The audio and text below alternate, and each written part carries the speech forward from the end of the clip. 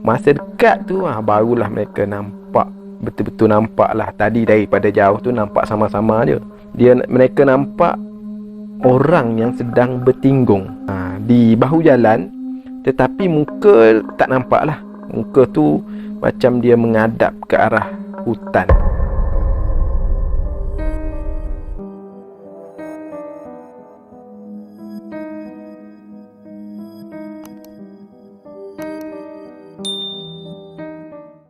Bismillahirrahmanirrahim. Wa qur rabbi a'udzu bika min hamazatis syayatin wa a'udzu bika rabbi an yahdurun. Artinya, wahai Tuhanku, aku berlindung kepadamu dari hasutan syaitan-syaitan, dan aku berlindung kepadamu, wahai Tuhanku, supaya syaitan-syaitan itu tidak menghampiriku. Bismillahirrahmanirrahim. Assalamualaikum warahmatullahi ta'ala wabarakatuh, dan salam sejahtera. Selamat kembali lagi ke channel SH Studio. Terima kasih kerana sahabat-sahabat semua berada di channel YouTube saya. Bagi anda yang belum subscribe, boleh subscribe sekarang. Bagi anda yang sudah subscribe, saya ucapkan berbanyak-banyak terima kasih. Apa khabar sahabat-sahabat semua? Saya doakan semoga kita semua dilindungi oleh Allah Subhanahu Wa Taala dan diberi kesihatan yang baik, dimurahkan rezeki, serta dipermudahkan segala urusan dalam kehidupan kita. InsyaAllah. Amin. Amin ya rabbal alamin.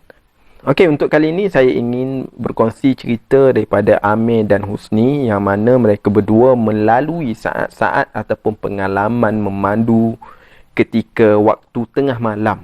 Mereka memandu pada waktu tengah malam di satu tempat yang dipanggil Bukit Putus. Bukit Putus ni merupakan satu laluan lah yang menghubungkan antara Pekan Kuala Pilah dengan Seremban. Kalau ikutkan Bukit Putus ni, kita banyak mendengar cerita-cerita yang kurang enak lah, cerita-cerita yang seram, cerita-cerita yang mistik yang berkaitan dengan Bukit Putus ni. Kata Amir sebelum ni dia dengar je cerita orang, tetapi kali ni dia sendiri melalui saat-saat itu. Cerita ni sebenarnya, kata Amir, dah berlaku 20 tahun yang lampau lah. Yang mana pada satu hari itu, Amir dengan Husni ni, dia pergi ke rumah Hisham, kawan baik dia lah, untuk melawat ayah kepada Hisham ni yang tak berapa sihat. Jadi mereka berdua ni pergi melawat ayah Hisham lah di rumah dia yang terletak di Tanjung Ipoh, berdekatan dengan Kuala Pilah tu lah. Sebaik saja Husni dengan Amir ni menziarahi ayah Hisham, ayah kawan baik dia ni. Jadi dia nak minta diri lah, mereka berdua ni nak minta diri dengan Hisham untuk balik lah ke Kuala Lumpur. Jadi masa nak balik tu, Hisham macam tak bagi balik lagi. Pada mulanya mereka nak balik pada waktu petang lah untuk balik ke KL tu. Tetapi Hisham ni bersungguh-sungguh menahan mereka berdua ni supaya balik lewat lah sikit. Jadi dah lama tak jumpa, jadi ada benda lah yang nak disembangkan, ada benda yang nak dibualkan. Oleh kerana Amir dengan Husni ni rasa kesian dekat Hisham, jadi mereka berdua pun layan je lah si Hisham ni. Tak apalah, balik lewat sikit. Tapi rupa-rupanya bukan lewat sikit, lewat banyak jugalah, sehingga jam menunjukkan pukul 12.30 malam dah. Masa tu baru mereka nak bertolak balik. Amir dengan Husni ni pun minta dirilah dengan Hisham dan juga ahli keluarga Hisham ni lah. Mereka pun bertolaklah balik ke Kuala Lumpur melalui jalan Bukit Putus. Jadi Amir yang memandu kereta. Dia memandu dengan agak berhati-hatilah, sebab situ kawasan kampung satu lagi dia tak berapa arif lah dengan jalan-jalan kat situ. Sehinggalah dia sampai di kawasan Bukit Putus. Masa sampai situ, dia terpaksa memperlahankan kenderaan dia, sebab jalan situ bukannya elok, dia macam bengkang-bengkok. Apabila lampu kereta ditinggikan, nampaklah bengkang-bengkoknya jalan tersebut, macam mula kena palu. Di situ orang kata ada 32 selekoh. Suasana ketika itu amat gelap, dan juga jalan masa tu memang lengang lah, memang tak ada kenderaan yang lalu pun. Mungkin sebab masa tu dah terlalu lewat, Jadi tak ada orang lalu lah.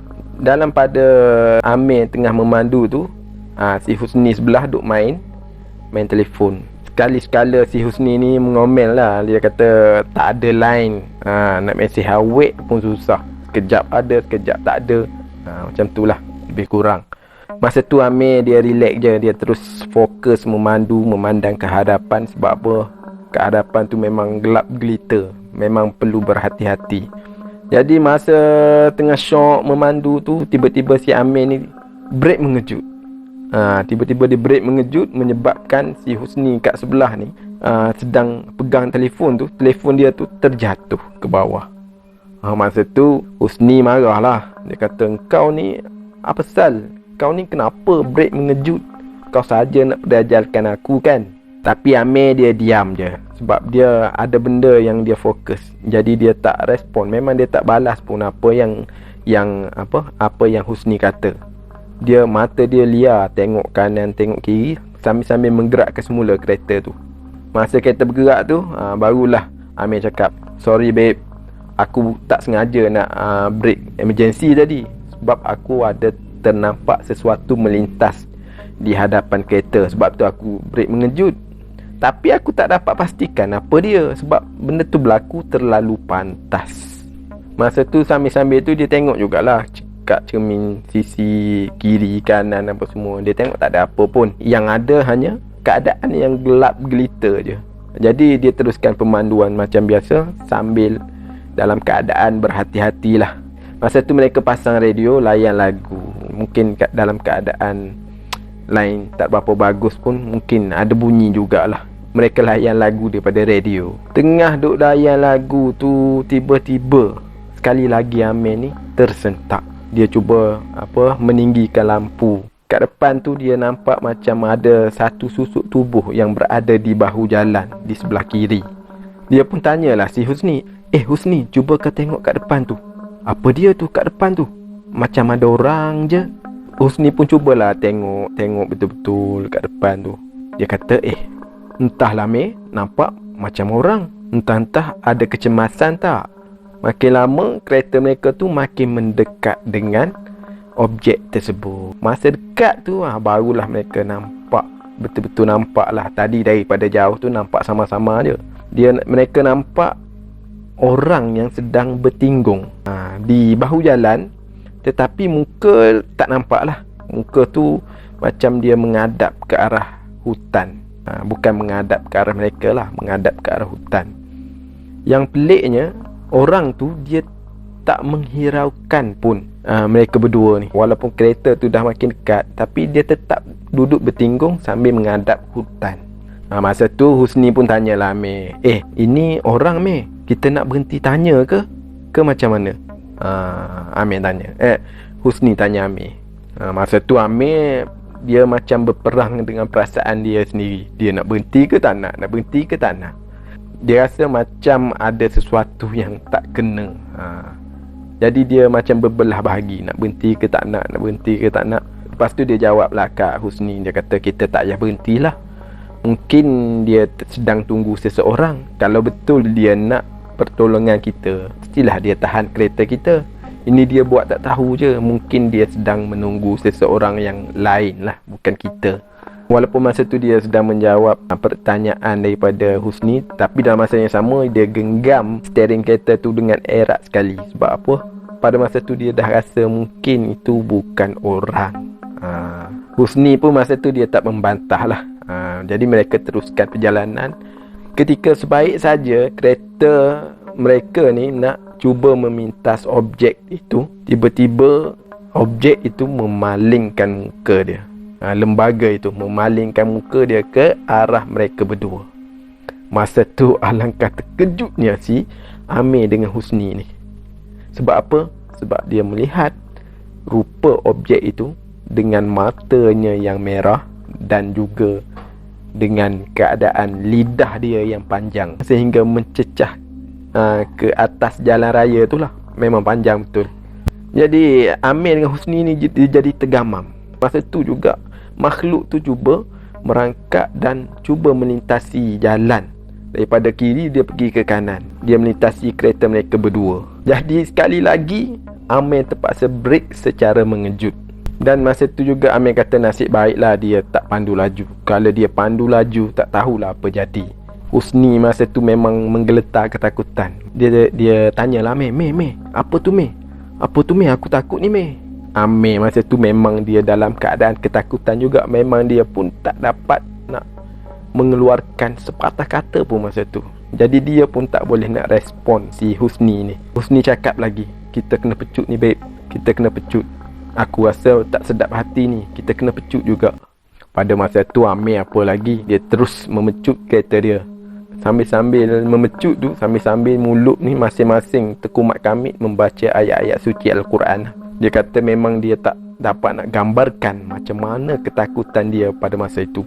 Ketakutan Amir dan juga Husni, memang dua-dua dalam keadaan betul-betul ketakutan. Alhamdulillah, tak lama kemudian mereka sampai di Pekan Seremban. Masa tu mereka berdua ni mengucapkan syukur banyak-banyak kerana tidak ada apa-apa kecelakaan lah yang berlaku. Sebab mereka bawa terlalu laju. Bayangkan dalam keadaan ketakutan, dalam keadaan jalan berselekoh apa semua tu. Alhamdulillah lah, kerana mereka selamat sampai di Seremban. Jadi selepas itu mereka pun tiba di sebuah R&R. Masa kat R&R tu, Husni tanyalah Amir, kau rasa apa benda yang kita jumpa tadi tu Meh? Amir pun masih dalam keadaan ni lagi.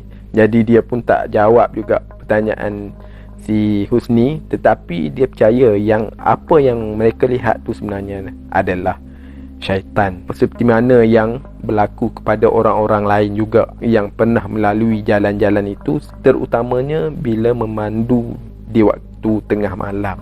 Jadi sebelum ni dia duk dengar cerita orang je. Rupa-rupanya malam itu dia sendiri yang melalui pengalaman yang amat-amat menyeramkan, amat-amat menakutkan. Jadi cerita ni tamat di sini. Terima kasih kepada semua yang menonton video ini sampai habis. Jadi saya ucapkan berbanyak-banyak terima kasih, dan saya mohon maaf jika ada kekurangan di dalam penceritaan saya. Kita jumpa lagi next video. Assalamualaikum warahmatullahi taala wabarakatuh.